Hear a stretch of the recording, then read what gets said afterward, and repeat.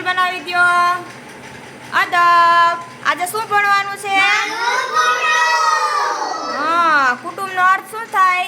લોકો એકબીજા સાથે રહે, એકબીજાની સાર સંભાળ રાખે, એકબીજાને મદદ કરે, એને કહેવાય કુટુંબ.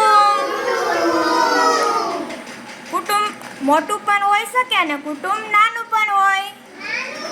તો મોટું કુટુંબ કોને કહેવાય? જેમાં જાજા બધા ઘરના સભ્યો રહેતા હોય, જેમ કે દાદા દાદી, મમ્મી પપ્પા, કાકા કાકી, બાપુજી, ભાભુ, ભાઈ બેન, એને કહેવાય મોટું કુટુંબ.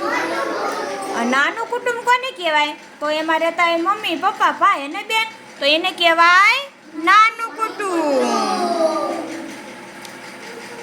તો આ તો કુટુંબનો અર્થ.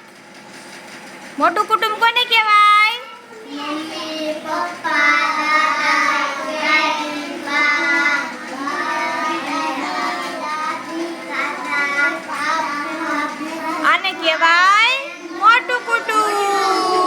હવે નાનું કુટુંબ કોને કહેવાય? મમ્મી પપ્પા, ભાઈ બેન. હા, આને કહેવાય નાનું કુટુંબ.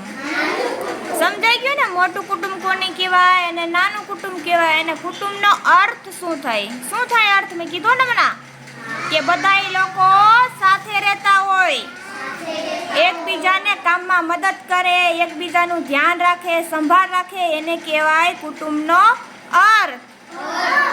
સમજાઈ ગયું ને બધાયને? સરસ, વેરી ગુડ.